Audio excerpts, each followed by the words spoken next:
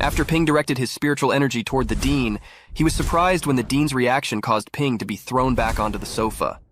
The dean found it interesting that Ping, a rank 3 martial artist, could actually block mental strength.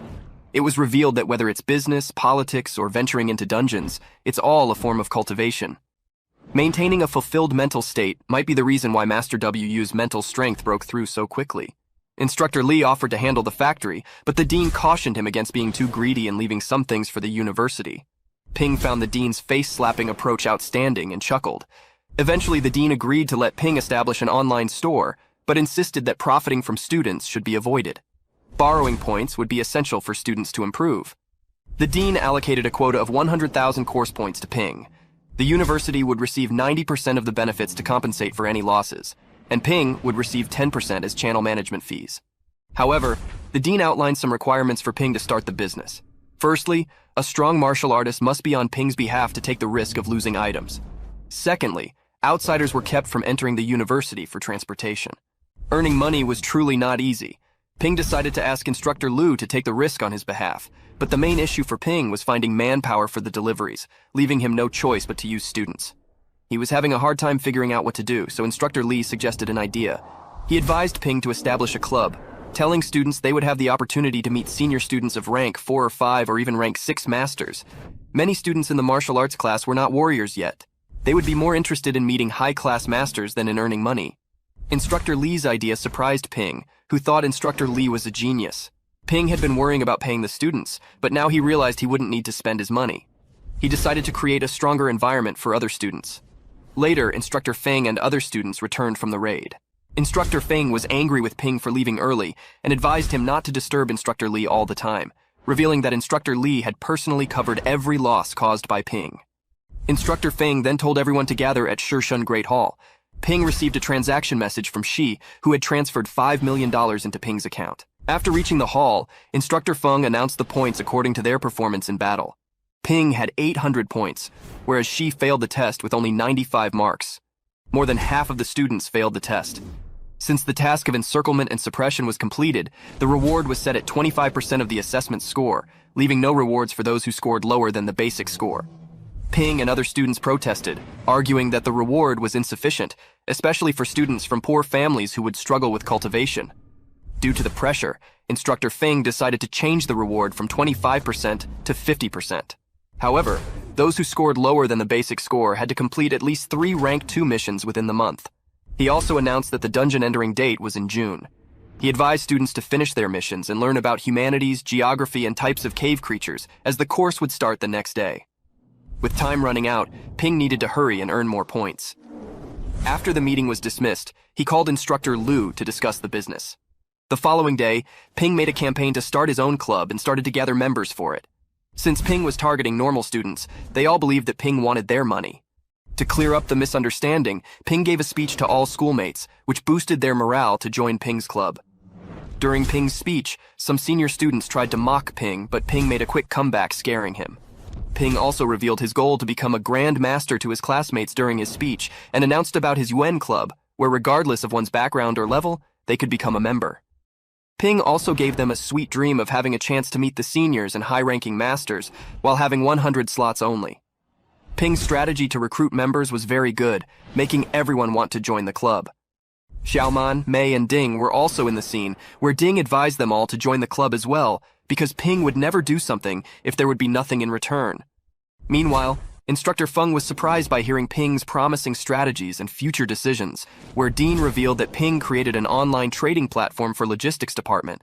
But since their school wouldn't let outsiders to come in and deliver, so Instructor Feng thought that Ping was using students to earn money, but not doing it for their good.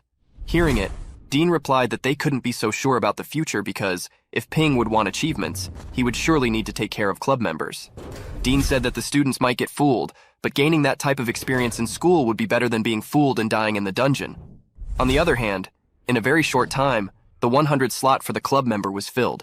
Ping did no rituals or any other thing like that and ordered the club members to be in the club meeting at night. While he was closing, Ding and others came there and asked Ping why he hadn't invited them to the club. Ping told them that they weren't suitable for the task, but Mei begged Ping because recently they had been spending too much, so they also wanted to make money. Ping agreed to let them in the club, but they had to work and help the club. Like answering questions from students, and if there would be any rebels, they would need to deal with them. They all fell into trap himself, so how could Ping refuse such an offer?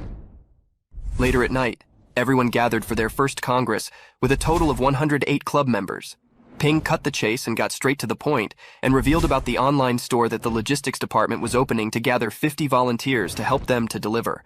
Ping told them that all their customers would be high-level students and professors, and normally they wouldn't be able to go near their professor's room, so Ping advised them not to miss the chance because they might get noticed by a professor while working with them, and they might even give them some rare materials.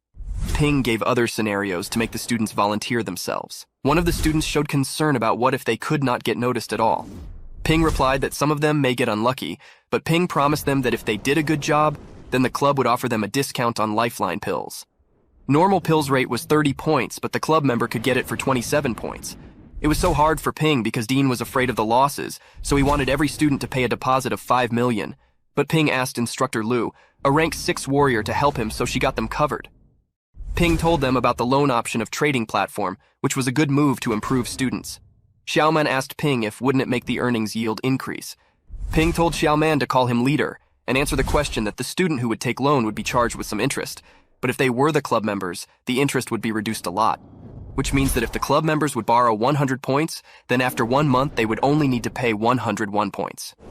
After telling the concept of the club, Ping advised those who want to leave the club to leave the club room, but no one left, so Ping arranged their positions Zhou Yuehong to manage the human resources of the club and chose 50 people to help with the orders, while Guo Sheng was the delivery administrator who would take care of the shipping, Ding as the vice captain who would handle the communication, Mei as diplomat, Xiao Man as the monitor, who would watch other departments and distribute the rewards, and Ping as the leader obviously would take care of all of them. He told everyone to do their best, boosting their morale. Now Ping just had to wait for the money to come, so he decided to start practicing to become a strong warrior who could be called a leader. Ping was practicing, but he was furious with Instructor Li because he told Ping that he would be able to endure the effect of level 5 steroids, but he didn't tell Ping that it would hurt. Ping wondered if he would have to suffer all the time to become stronger, but then remembered about his family and finally understood that it's all worth it. No pain, no gain. The damage it did to Ping's body was very clear. He needed to take some time off after practicing, but since he didn't have much time left, so the best thing to do was to improve his strength. Then he could use that strength to harden his spine and take less time to adjust. Since Ping became level 3, each practice session to improve 1% of his strength cost 30,000 points, which meant that he needed 1.8 million points to finish. Ping still had not enough points. He needed to get to 100 million points to level up, but he shouldn't keep doing that, because he needed to be stronger to survive the dungeon. The next day at the Center of War Simulation, the instructor informed students about the appearance of the dungeon, which was about 100 kilometers long and 5,000 kilometers in diameter and had 13 forts. In other worlds, dungeon was half as big as China, but they still hadn't discovered all of it. There was no concept of sunrise in the dungeon, only an artifact similar to sun which didn't rise or set like sun, making day and night change in flash. Their knowledge would be useless in the dungeon, so they could only use the scale model to navigate. Instructor also told about the lookouts in the dungeon, which were made to prevent trespassers. The closest fort to their lookout was the Tianmen Wall, having 200,000 soldiers, including 20,000 warriors, but their lookout had less than 5,000 people. Instructor told students that their enemies were stormed once. They were too afraid to attack the humans' fort, but they also couldn't defeat them either, unless they had a league to fight against them. It got revealed that 70 years ago, 40 masters formed a task force to clear the dungeon, but the strongest one in the dungeon came out and 16 masters were killed. But now they had more masters in their country, so they had to defend and buy them time to become stronger and distribute the dungeon detailed books to the students. Explorers could find energy stones, herbs, and also hunt the animals in the dungeon. Especially energy stones could be used for lots of things, like to study science, to create weapons, or to make pills. Energy stones were usually divided into 2 types depending on the purity: normal energy stone, which couldn't be used for training, and clear energy stone. Their price depends on the purity. Instructor revealed that they might also get the chance to become a master instantly because it was their country's secret and the students were not strong enough.